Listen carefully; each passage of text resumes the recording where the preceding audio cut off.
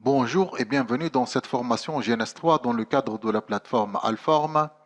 Aujourd'hui, nous allons voir la configuration des commutateurs Frame Relay Point-to-Point. Passons au plan. Donc tout d'abord, nous allons définir le mode de communication Point-to-Point. Par la suite, nous allons configurer le commutateur Frame Relay, toujours dans le contexte de communication Point-to-Point. Passons à la définition du mode de communication point-to-point. La communication relais de trame en mode point-to-point ne nécessite pas une topologie hub and spoke.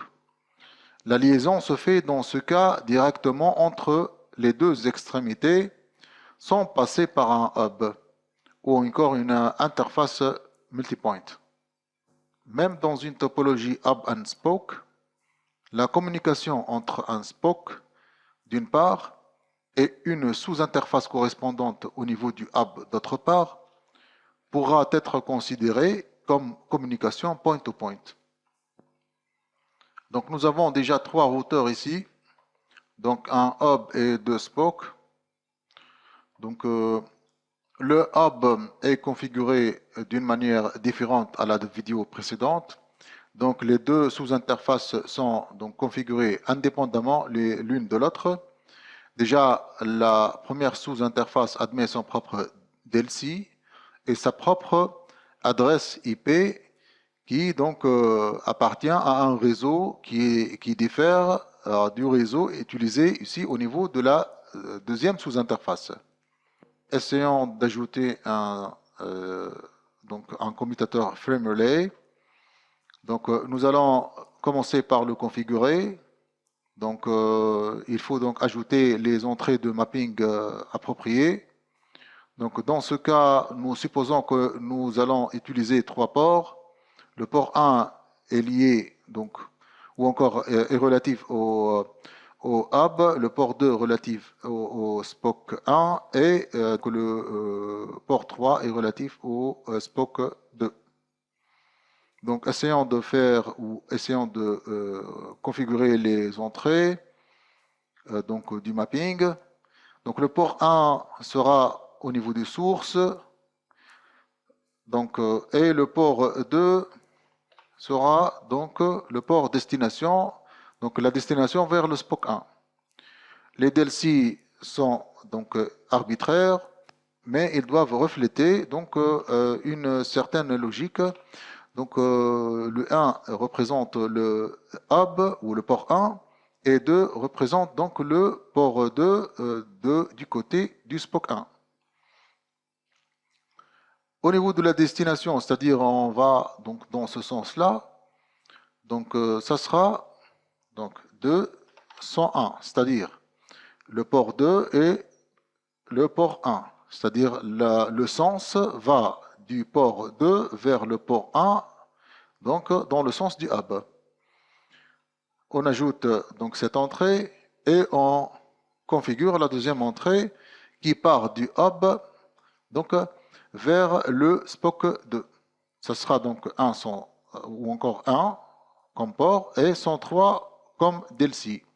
Donc le 1 représente le port 1 ici et 3 représente le port 3 vers le SPOC 2.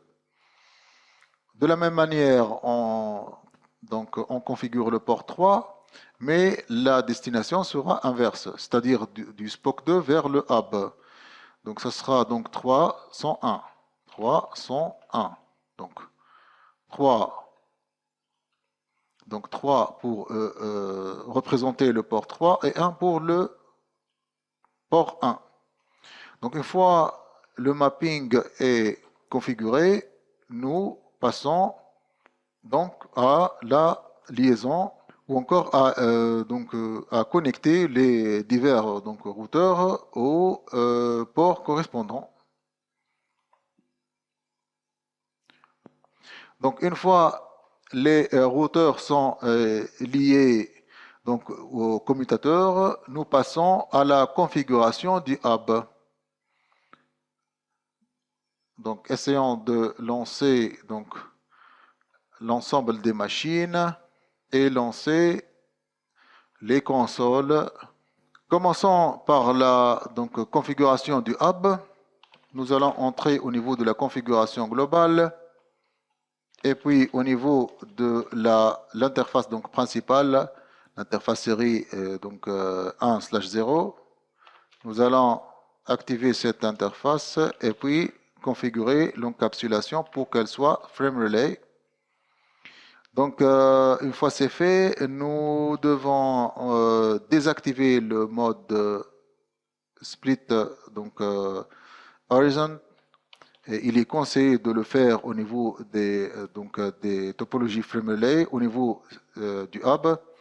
Donc ça sera no IP split horizon ou horizon, je m'excuse. Donc EIGRP 1.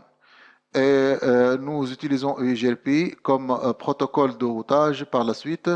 Et le 1 est relatif au autonomous number utilisé dans ce cas-là. Donc nous allons sortir de l'interface principale et entrer au niveau de l'interface ou la première sous-interface pour la configurer. Donc ça sera donc 1.0. Ou encore 1/0.1. Le mode sera point-to-point. L'adresse IP, ça sera donc la 197.0.0.1 avec un masque 255, 255, 255, 252. C'est le /30 parce qu'il s'agit donc d'une liaison entre deux routeurs. Donc nous configurons aussi ou encore nous affectons le DLC donc relatif à la première sous-interface qui est donc le 102. Une fois c'est fait, nous sortons de la première sous-interface et nous entrons dans la portée de la deuxième sous-interface. Donc nous précisons le type ou le mode de connexion qui est point-to-point. Par la suite, nous attribuons l'adresse IP à cette deuxième sous-interface. Donc 252 et frame relay. Donc frame relay interface DLC. Donc nous allons utiliser le DLC 103. Donc ici, les deux interfaces sont bien configurées. Nous allons configurer le protocole de routage qui sera donc EIGRP avec l'autonomous number 1. Le premier réseau, c'est le 197.0.0.0. Le deuxième réseau, c'est le 41.0.0.0. No auto summary, exit, et le hub est configuré. Donc si nous examinons le mapping, ça sera à travers la commande show frame relay map. Donc le mapping est correct ici. Donc avant de passer à la configuration du SPOC 1, je vais juste corriger ici donc le masque. Donc ça sera un masque donc /30 et /30. De même ici, ça sera donc /30 et donc /30. On pourra utiliser donc le /24, mais il est la bonne pratique impose qu'on utilise un masque de /30 pour des raisons de sécurité. Donc au niveau du SPOC 1, voilà, le SPOC 1, nous allons configurer donc la première sous-interface pour respecter les spécifications donc suivantes. Ça sera donc ou encore nous entrons au niveau de la configuration globale, par la suite au niveau de l'interface principale, nous allons activer l'interface principale et préciser le type d'encapsulation qui est FrameRelay.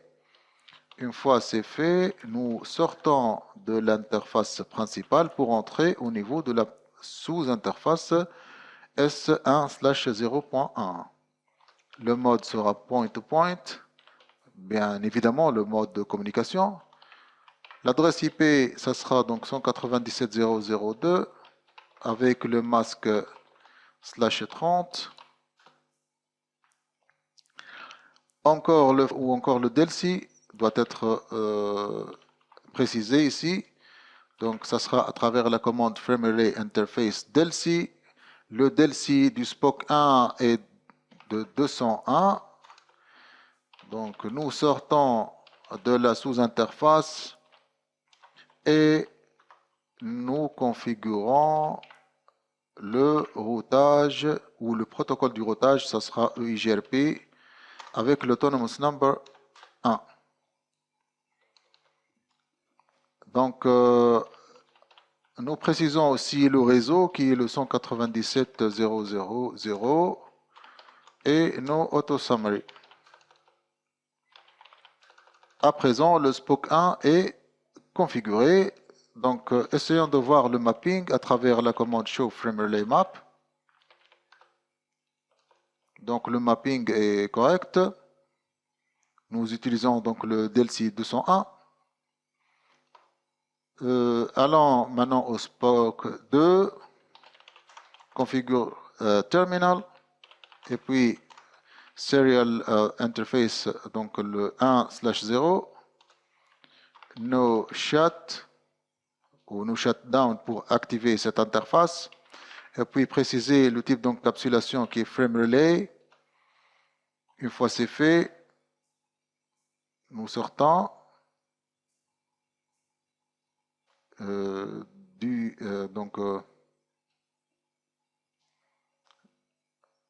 l'entrée de l'interface principale et nous entrons au niveau de la sous-interface.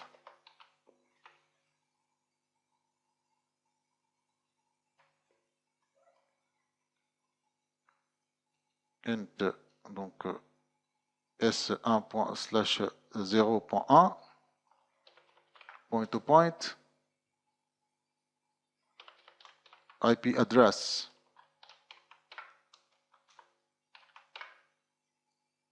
ça sera 41.0.0.2 avec un /30 comme masque.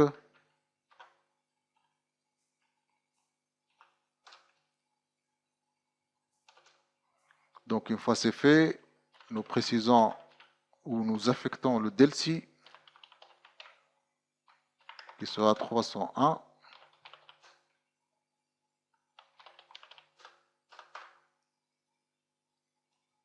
Nous précisons par la suite le routage ou le protocole du routage qui sera donc EIGRP avec l'autonomous number 1. Le network ou encore le réseau, ce sera le 41.0.0.0. No chat. Essayons à présent de voir le... Donc, est-ce que les routeurs communiquent entre eux à travers donc, la requête ping. Donc, ça sera ping 197.0.0.1 pour pinguer le hub et 197.0.0.2 pour tester la connexion au SPOC 1. Donc, la connexion est bien établie entre le SPOC 2 et le SPOC 1. Essayons à présent de pinguer ou d'envoyer une requête ping du SPOC 1 vers le SPOC 2. Donc, ça sera 42.0.0.2, je m'excuse là. Donc, 41, je m'excuse. Donc, l'adresse c'est 41.0.0.2 et non pas 42. Donc, juste une faute de frappe là. Donc ça sera 41002 et la connexion est bien établie donc entre le SPOC 1 et le SPOC 2. Si on essaie d'examiner l'état du frame relay, nous pouvons exécuter la frame relay PVC pour voir le private virtual circuit, l'état du private virtual circuit. Ici, nous avons donc les paquets qui sont transmis et qui sont reçus. Donc, si nous testons encore avec la commande show frame relay, donc LMI.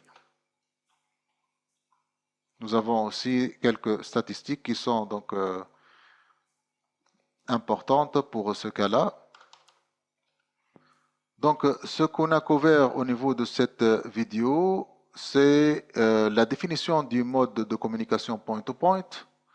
Et par la suite, nous avons donc configuré le frame relay, toujours dans un contexte donc, de communication point-to-point. Au revoir et au prochain vidéo.